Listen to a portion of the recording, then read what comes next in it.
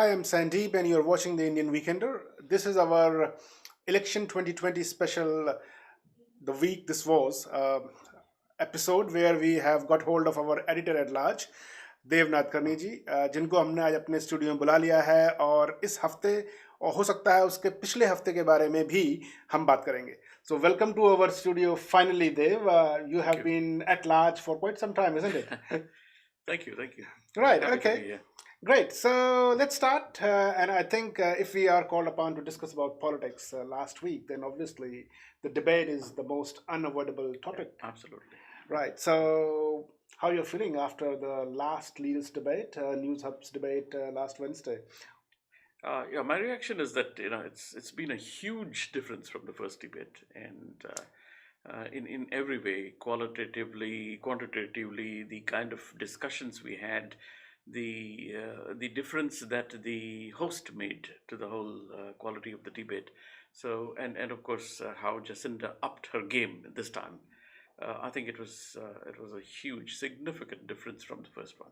Definitely. And just to add on that, probably the way it was anchored and hosted and moderated, probably we were able to understand the issues that were discussed and debated in comparison to the first debate, isn't it? Where probably there was a lot of to and fro, and I'd say interjections here and there, and probably we were not clear what exactly they were debating about. Yes, I think the questions were much more pointed. Sure. And the leaders were put on the spot many times, and kind of forced to take a position. Sure. Which was, I think, all credit to the host and his team. Definitely.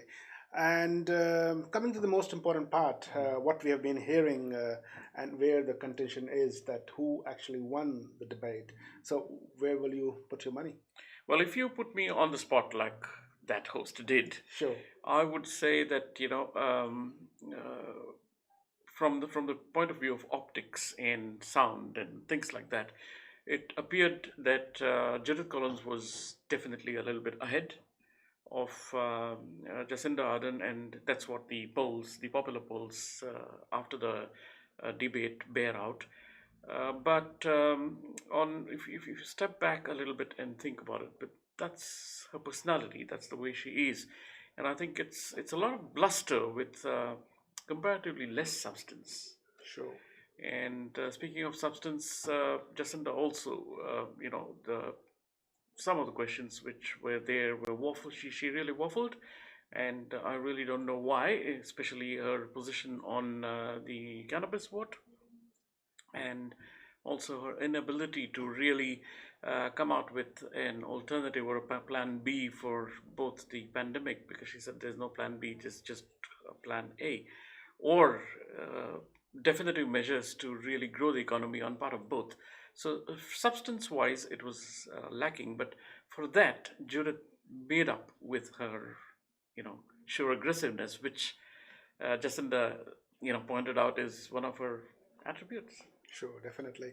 And anyways, from what we know is that debates are more for optics and theater, rather than actually changing the perception of a prospective voter. Yep. And I think in that sense, probably this News Hub debate was quite successful. It definitely provided a lot of theater and optics and well organized. So full marks to them on that regard. Now coming to substance, the question that you have raised, and probably that's the way we need to go.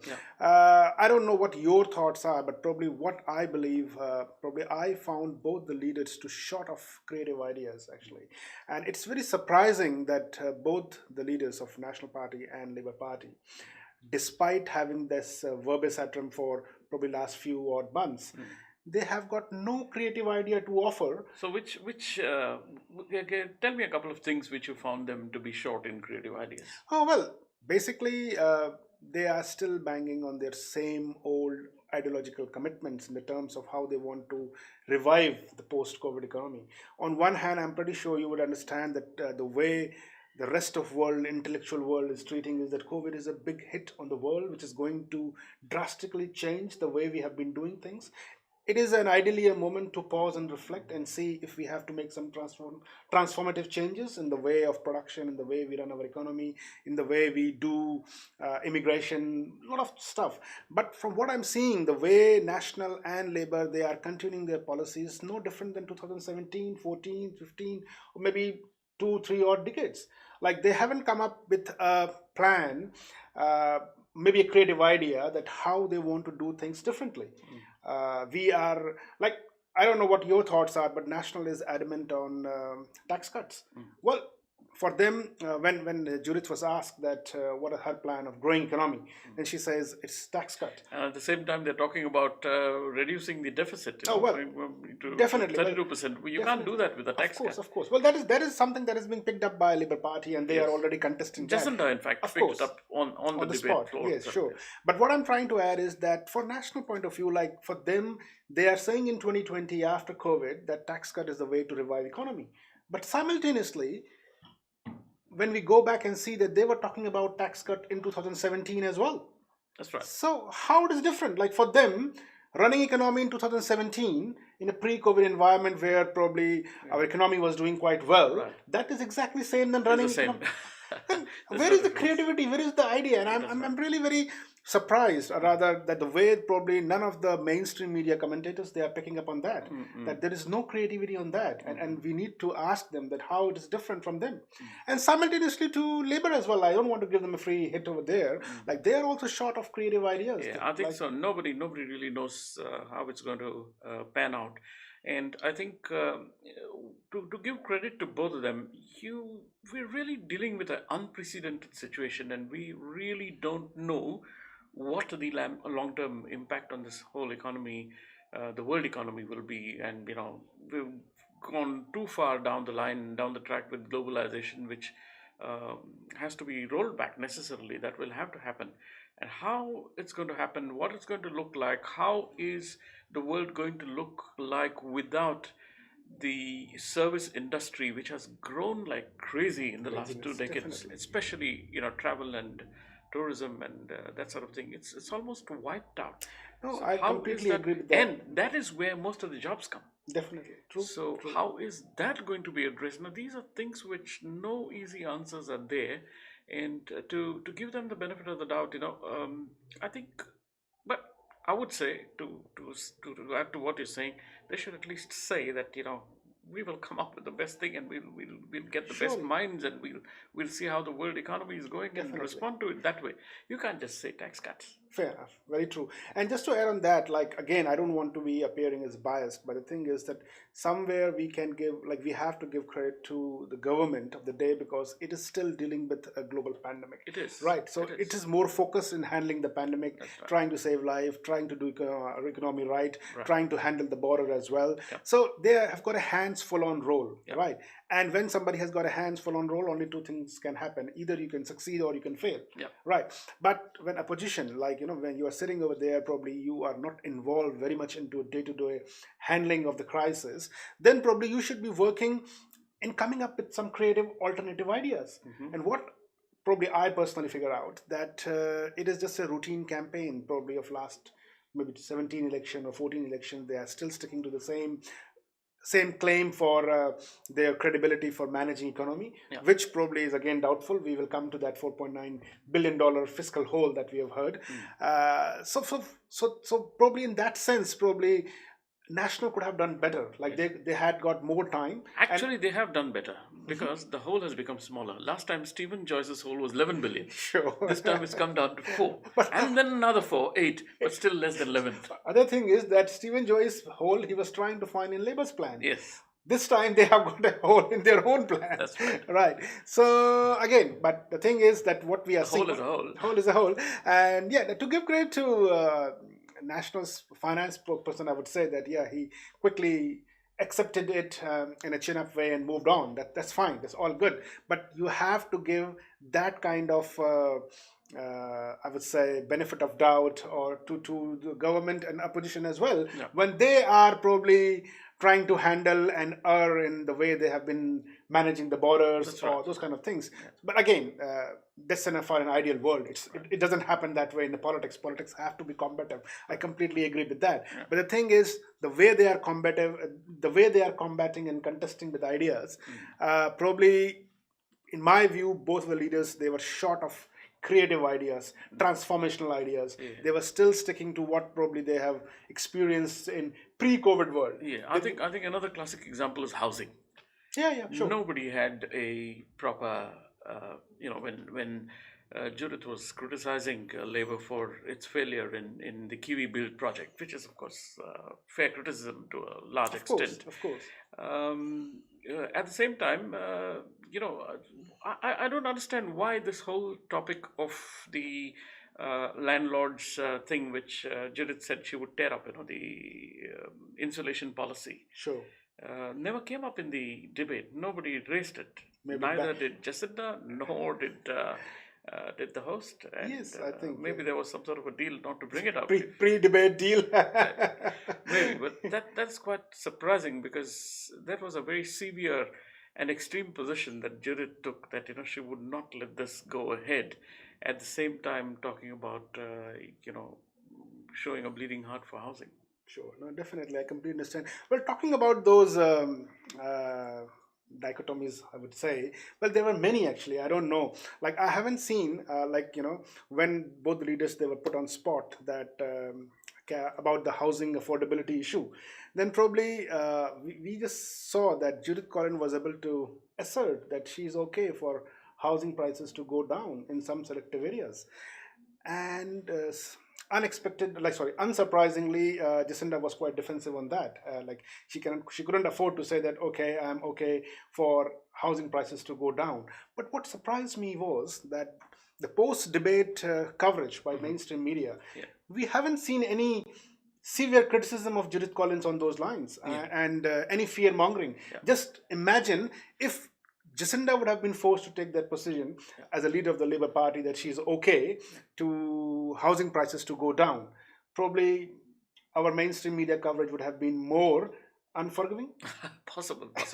Well, you're right. There seems to be a divide in the mainstream media. I mean, the two big outlets which are there, it's, NZME and stuff.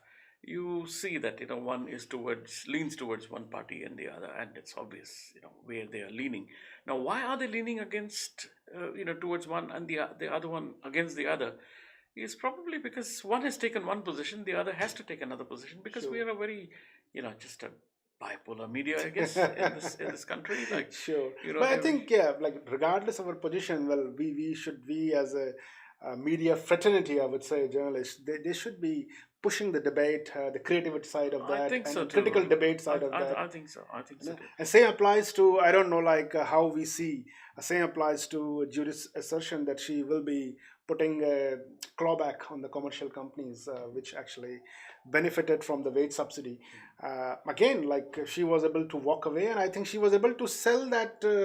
I'm pretty sure she was able to sell that to many undecided voters still. They might be happy. That's really playing to the galleries. Whereas Jacinda was more, she said that it's more of a moral thing than, and you can't really police moral or ethical things. Right, it has to come from your. Anyways, they are punished and things like that. Yes, but as that brings me to another point. As they say, it's these debates are for the incumbent to lose. It's really the challenger, and I think Jacinda had to necessarily be mindful of what she's saying, because she's been in the job and she's looking forward to continuing that. Whereas on the other hand, Judith was, as they say, going for broke. She had nothing to lose, so she could. And she's thoroughly enjoying that, isn't it? That's her natural self. Yes. And I think I suspect she is under no illusion that this election is quite way beyond nationals. Well, may not be, but definitely, but probably that's why, and maybe it's got more to do with the way she is and the way the way she comes across. So she was very aggressive, more readily taking positions, hard positions, as against Jacinda. definitely. And now coming to that, I'm not sure like if Judith would agree with that thing that we have attributed to her, that she's thinking that's election to lose. No. I think the way she's going and way when she's going out and campaigning and what her supporters, they are telling him that they are definitely excited, mesmerized by Judith's rise as the leader of the National Party. Yeah. And I don't know, probably it will be good point to discuss here as well.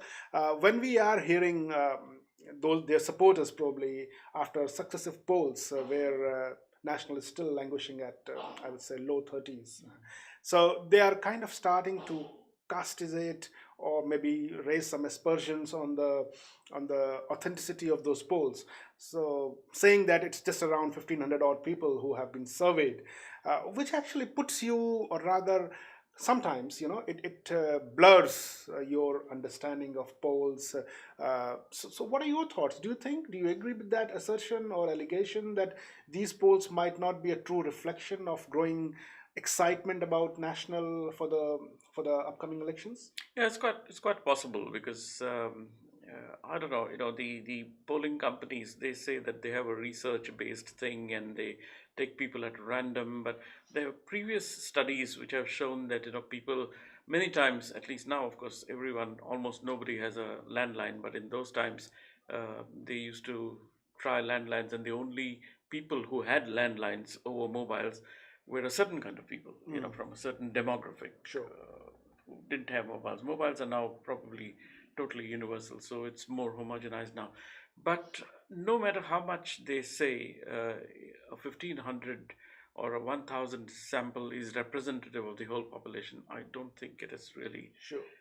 So possible. it could be a case that probably the polls that we are seeing, they are not exactly where they are. There wouldn't be, but I would say that they probably give an indicative Sure.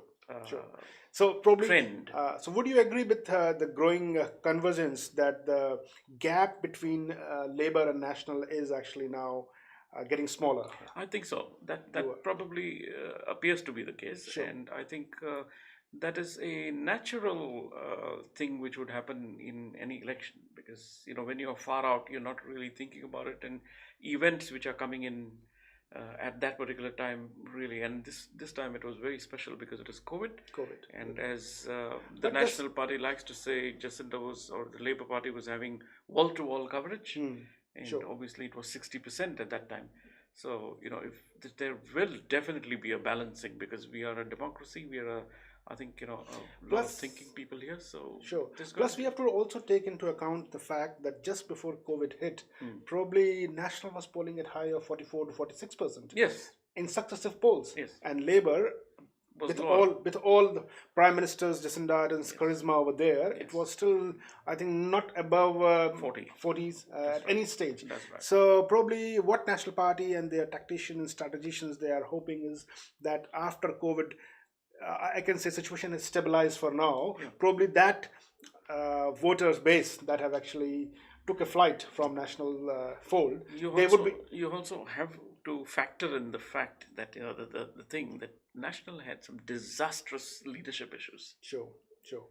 Throughout this whole term, and that obviously Sure. And I think the core base of National Party supporter, they are finding a lot of solace and a lot of excitement with Judith's rise, and probably for one important reason, that Judith doesn't waffle a lot, and she very quickly can take strong positions on a lot of issues, be it on law and order, be it on economy, and be it on many other issues, which I'm sure pleases her kind of constituency. Definitely. And although like those kind of things, it doesn't offer any solution straight away, but still it as you say, plays with the gallery. So I think that's a good discussion that we have till now, Dev. We are still around 15 odd days away from the voting night. Yes, and tomorrow, interestingly, there's the minor parties debate. Sure. So talking about minor parties, I think, that's a good question, good point you have raised. So on one side we have got ACT, on another side we have got Green, and then I don't know, as Judith has aptly put, she doesn't believe in miracle about New Zealand first. I don't know where it is. So what are your thoughts? What do you think, how these parties would be faring from here till election night? Now it increasingly looks like Labour will not be able to govern alone, and they will need Greens, and which is a natural ally. Sure. So we can probably, expect a Labour Green, like I mean, it's not hard to guess that at the end of the election. But ACT is certainly an absolutely amazing meteoric rise, something which has not been seen in New Zealand politics in recent times. Sure. And so, would you be able to analyze any pinpoint? Why do you think David Seymour's magic is working? I think he's a very personable guy. He speaks a lot of sense, and I think a lot of people who were quite disappointed with National's leadership struggles have gone to the other party because they're kind of joined at the hip sort of thing in terms of the policies. Definitely. And other thing I figured out about ACT Party, or shall I say David Seymour himself, is that probably the way he has taken stand on a lot of issues. Yes, I think he's quite clear cut. And I think he appeals to the younger vote. Now that's the final point I would like to make is that a lot of both these mainstream parties, probably Labour does it a little more than National, but the growing force of the youth and the ethnic minorities, in the electoral process, in the whole election stakes, is not being really given the attention it deserves. Definitely. Now, if you look at our advertising, advertising on Kiwi TV channels, mainstream advertising, you see look at the models. There is increasingly an ethnic diversity there. So the marketers are realizing that there is a market there to sell to, which means it's an increasingly important demographic. And that I don't see reflected in especially the National Party's way of doing things. So I think ACT has seen that, and especially the younger people side of it. I don't know about the ethnic side so much, but and that's what's probably helped that migration from, and it could well be that National has fallen at the cost of ACT. Well, we'll find out more clearly on that. Has grown at the cost of National. Sorry. Yep. Now we will find out more clearly about that on 17th of October. I think so. And if I don't know, like you probably was that your last summation of the debate or the things going. Probably what I would say that about this debate, probably the last one, that I am equally disappointed by both the leaders and. In both the parties, I don't see them coming up with any creative ideas to handle the economy in the post-COVID economic revival. There is no plan from either of the parties, and they both are equally wobbling and waffling. And probably if given an opportunity, I think New Zealanders should be pressurizing both the parties that they should come up with some, if not transformative, but at least creative ideas, some new ideas, because my understanding is that the post-COVID world is not going to be the same in which we used to live. So probably we need newer solutions. There is no point for sticking to the same old solutions, same old ideological belief that we used to stick in the pre-COVID world. But again, as you have rightly pointed out, that probably it's too soon to have that kind of expectations. Correct. But it's always good to have right expectations, isn't it? Speaking of my summation of the debate, my final point would be that this debate looked so good because the previous one was so bad. Sure, definitely. So basically, we really looking at substance and form. The optics and form more than substance. And you are right in pointing out that the substance was quite all over the place, and we didn't really have any definitive answers to a number of questions. But it looked good because it was good. And as someone said, I think the real winner of the debate was Paddy Gowan. Of course. Well, that is actually, I think there was a piece in RNZ as well that probably most New Zealanders will agree that it was Paddy who won the debate. But again, I don't know, of course, that was the feeling on the debate night. But after, if you revisit the debate, probably you will see that I don't know, you are talking to a prime minister and a prime minister in waiting, and you are expecting them to give an on-the-spot solution in yes or no for very complex societal issues. Well, that's probably more unrealistic expectations. And I was really amazed that neither Prime Minister or the Prime Minister in waiting took an exception to that. Probably they could have done better if they would have reminded the anchor Paddy that probably that's not how Prime Minister of a country, of a proud country of a team of 5 million, should be expected to behave. But again, that was more for optics, and probably in that sense, it was able to achieve what it intended to achieve. So I think that's for all for our this week's political analysis. Unless you have to add something else. I'll just say that this was much, much more, much better and decent than what happened in the US. Oh, well, you are opening up another topic for another show, and I think we all and our viewers they would have heard it from things. But yeah, let's leave it for another day, Sure. and we'll come back again next Friday, most likely, to discuss another week nearer to the selections. The Sure. selections are going to be important. Right. So thanks for joining us, Dave. I will let you be at large again, Thank you. and we will again get hold of you sometime next Sure. week when we are near to Definitely. elections. Happy to thanks come for, here. thanks for joining us. Thank you.